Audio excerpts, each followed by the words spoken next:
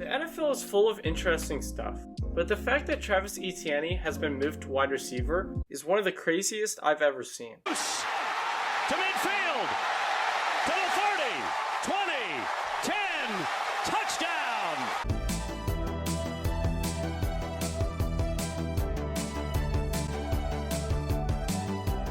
Coming out of Clemson as one of the biggest names in a running back class headlined by Najee Harris, there were first-round aspirations that came to be for Travis. Travis Etienne, running back, Clemson. Reunited, and it feels so good. After getting selected 25th overall, Travis reunited with his bud in Trevor Lawrence, along with a bunch of young talent all across the board. The only problem is they already had a running back. Robinson has some room. Robinson, there he goes! Not only is James Robinson just good, but he is a rising star, and so it would be a tough battle to take him out of his starting spot, especially for a rookie. So with all that in mind, many were confused as to why Jacksonville went with Travis. But if you watch Urban's interviews going into the draft, and even after the draft, he keeps talking about making the offense fast-paced. When you factor in the idea that he wanted to create a fast offense, it makes sense why the Jaguars would go with a speedy, multifaceted back like Travis, who is great at adapting to various situations.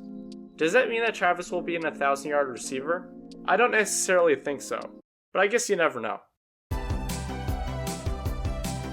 In his last 2 years at Clemson, Travis upped his production as a receiving back with around 1,000 yards between 2 years, along with over 2,700 rushing yards. The production proved that he was not only dangerous rushing, but also able to take advantage of his talent as a back in the receiving game. Although it's not the biggest portfolio to show that he can be a true wide receiver, it was enough for Urban to consider him to work in an offense packed with talent. But you know what? This could have just been a knee-jerk reaction by the coaching once they realized that he was on the table. Kinda like how the Bears selected Justin Fields because he fell to the 11th pick, although they had recently gotten Andy Dalton.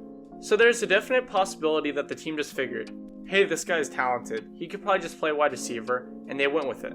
But anyways, all this doesn't really matter as much as the ability by Travis to actually play the position.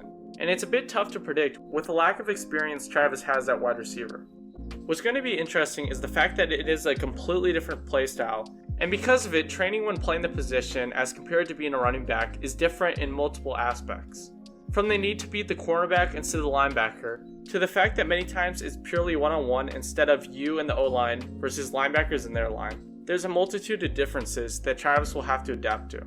So although he might have pure athleticism that could help him for nearly any position, he will need to fine-tune his route running, ability to track the ball, and awareness to get to that level needed to become a solid wideout. What helps his case though is the fact that Travis has improved his ability as a receiving back over the past few seasons and can apply those skills to his game, and upon that focus on improving them more so than he already has. You may think it would be pretty easy for someone who already has over 1,000 yards receiving in the past few seasons to become a pure wideout, but he will have to completely change his game for a completely new league. Although a tough task for anyone, the fact that the team has depth at the position from DJ Chark to now Marvin Jones, there will be a lot less on Travis's plate. Not only will he have less pressure on carrying the offense, but he also will likely get the third best corner on the opposing team, instead of the best in the league. With that in mind, he probably won't have to rush the learning curve as much as he would in a team that lacks depth at the position.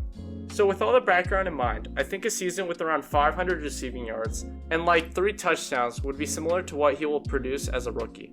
Along with his receiving production, I very little doubt that he will be used anything less than a hybrid back in order to help James with the workload.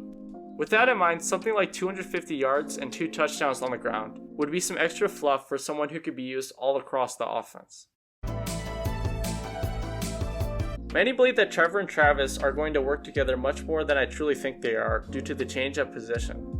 Although they have great chemistry, I don't think that Trevor will look to Travis more so than any other wide receiver, so I'm not expecting some kind of insane year. But don't get me wrong, I hope he does well.